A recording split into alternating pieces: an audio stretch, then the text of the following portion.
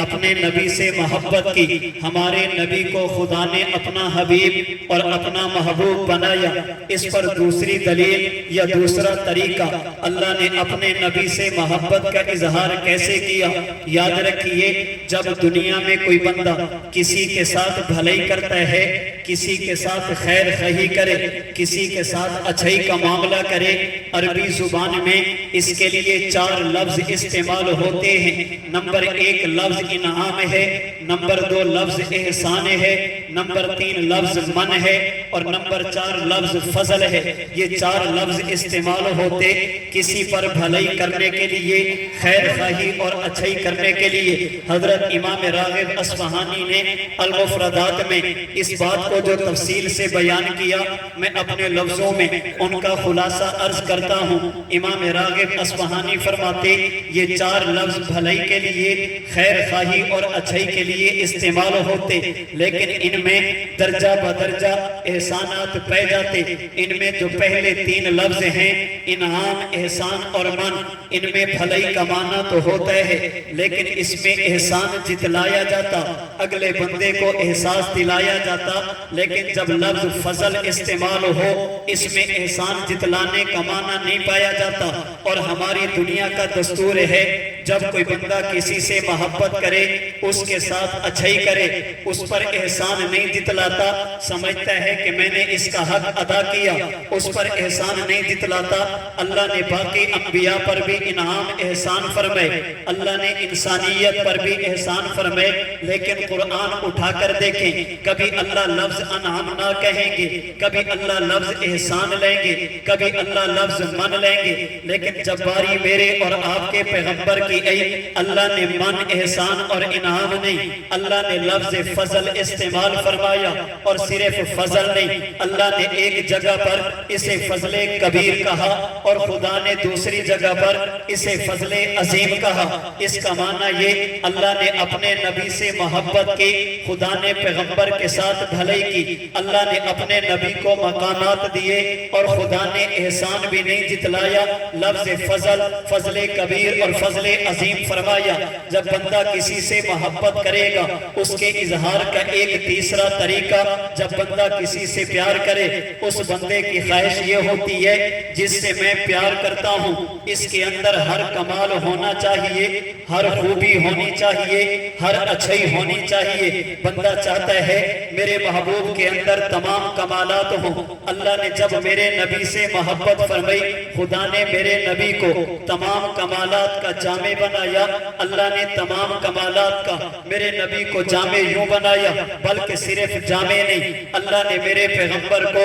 تمام کمالات کا منبع بنایا۔ منبع بنانے کا معنی یہ، آپ دنیا تلاش کر کے دیکھیں، آپ دنیا گھوم کر دیکھیں، جس چیز کو آپ کمال سمجھیں گے، جب مصطفیٰ کو دیکھیں گے، آپ کو پیغمبر کی ذات میں وہ کمال نظر آئے گا۔ جس چیز کو آپ خوبی سمجھیں گے، جب مصطفیٰ کی شخصیت کو دیکھیں گے، اللہ کے نبی کی ذات اقدس میں آپ کو وہ خوبی نظر آئے گی۔ اللہ نے تمام انبیاء کو کمالات دیے، لیکن جب میرے اور آپ کے نبی حبیب خدا کی باری آئی، اللہ نے میرے نبی کو 1 2 نہیں، اللہ نے تمام کمالات میرے پیغمبر کو عطا فرما دیے، جسے مولانا جامی نے اپنے ذوق میں یوں کہا تھا، آقا حسن یوسف دم عیسیٰ ید بیضا داری، آنچ خوبہ ہمادارا تو تنہا داری، جسے قاسم العلوم والخیرات حضرت ننوتوی نے اردو میں یوں کہا، آقا جہاں کے سارے کمالات ایک تجھ میں ہیں،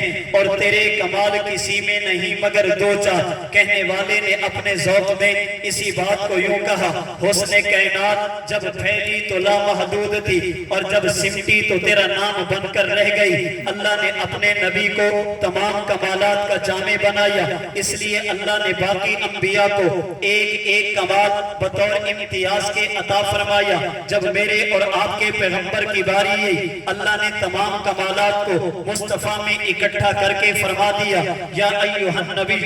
انا ارسلناک شاہدا و مبشرا و نذیرا و داعیا الی اللہ بِإِذْنِهِ وَسِرَاجًا مُنِيرًا۔ اے محبوب اب آپ آ گئے، آپ کے ہوتے ہوئے کسی شاہد کی ضرورت نہیں، مبشر اور نذیر کی ضرورت نہیں، داعی اللہ کی ضرورت نہیں، سراجًا منیرا بھی آپ ہوں گے۔ اللہ نے اپنے نبی پر تمام کمالات کو ختم فرما دیا، اللہ نے اپنے نبی پر تمام کمالات کو مکمل فرما دیا۔ اسی آیت سورۃ الاحزاب کی آیت نمبر 46 کی روشنی میں حضرت حکیم الاسلام قاری محمد طیب قاسمی نے آفتاب نبوت میں لکھا، فرماتے اللہ نے اپنے نبی کو سراجًا منیرا کہہ کر بتا دیا، جیسے اللہ نے روشنی کے مراتب آسمان کے سورج پر ختم کر دیے، اللہ نے نبوت کے مراتب محمد مصطفیٰ پر بھی ختم فرما دیے۔ جیسے آسمان کے سورج پر روشنی ختم ہے، محمد مصطفیٰ پر بھی نبوت ختم ہے۔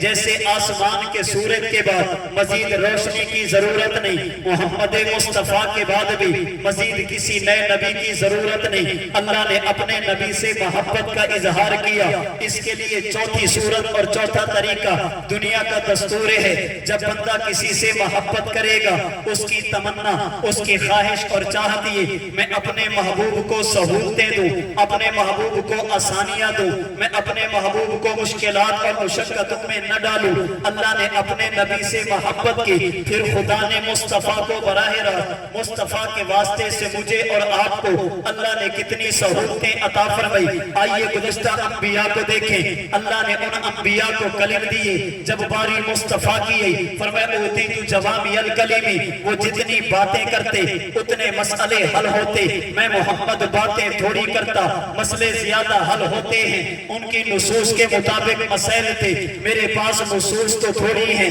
لیکن ان نصوص کی روشنی میں اللہ نے مجھے مسائل بے شمار عطا فرما دیے۔ پہلی انبیاء اور امتوں کو دیکھیے، ان کے لیے عبادت کی جگہ مقرر تھی، مصطفیٰ کی باری ہے، فرمایا جعلت لی الارض مسجدا، اللہ نے میرے ساتھ آسانی والا معاملہ فرمایا۔ خدا نے ایک جگہ کو عبادت کے لیے متعین نہیں کیا، اللہ نے پوری زمین کو میرے لیے سجدہ گاہ بنا دیا۔ پہلی امتیں اگر ناپاک ہو جاتی، پاکی کے لیے صورت کیا تھی؟ پانی کے ساتھ وجود کو پاک کرتی۔ جب مصطفیٰ کی باری ہے، فرمایا جعلت لی الارض طہورا، اللہ نے مجھ محمد کے لیے پوری زمین کو پاکی کا ذریعہ بنا دیا، اللہ نے تیمم والی سہولت عطا فرما دی۔ پہلے انبیاء کو دیکھیے، اللہ نے خاص طبقوں کا نبی بنایا۔ جب مصطفیٰ کی باری ہے، فرمایا ارسلت الی الخلق کافہ، اللہ نے مجھ محمد کو کسی خاص جنس کا نبی نہیں، اللہ نے پوری مخلوقات کا، اللہ نے پوری کائنات کا، اللہ نے تمام انسانیت کا،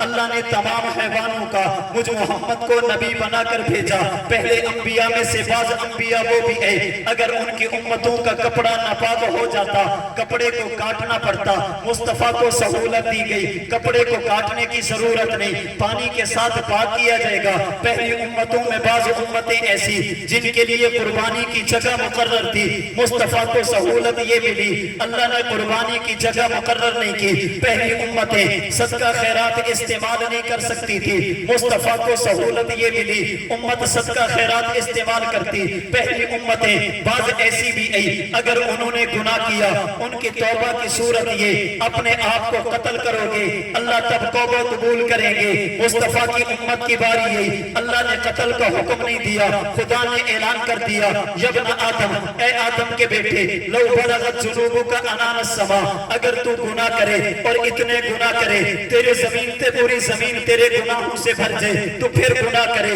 اور اتنے گناہ کرے یہ فضا بھی تیرے گناہوں سے بھر جائے، تو پھر گناہ کرے اور اتنے گناہ کرے تیرے گناہ آسمان کی بلندی کو جا کر لگے، ثم استغفرتنی، پھر ایک مرتبہ کہتے اللہ تھک گیا ہوں، ایک مرتبہ کہتے اللہ میری توبہ، ایک مرتبہ کہتے اللہ مجھے معاف کر دے، میرا رب کہتا ہے میں تیرے سارے گناہوں کو معاف بھی کر دوں گا، ولا ابالی، اور مجھ خدا کو پوچھنے والا بھی کوئی نہیں۔ محبت کے اظہار کے لیے اگر سہولتیں اللہ نے مصطفیٰ کو مصطفیٰ کے واسطے سے اللہ نے امت کو عطا فرما دی۔ ہماری دنیا کا دستور یہ، جب بندہ کسی سے محبت کرے گا وہ اپنے محبوب کو کہے گا میری محبت کی ابتدا بھی تم ہو، میری محبت کی انتہا بھی تم ہو، میری محبت کی ابتدا بھی تم سے، میری محبت کی انتہا بھی تم پر۔ اللہ نے جب میرے نبی سے محبت کی، پھر اللہ نے بتا دیا مصطفیٰ میں نے آپ کو نبی اول بھی بنایا، اے پیغمبر میں نے آپ کو نبی آخر بھی بنایا،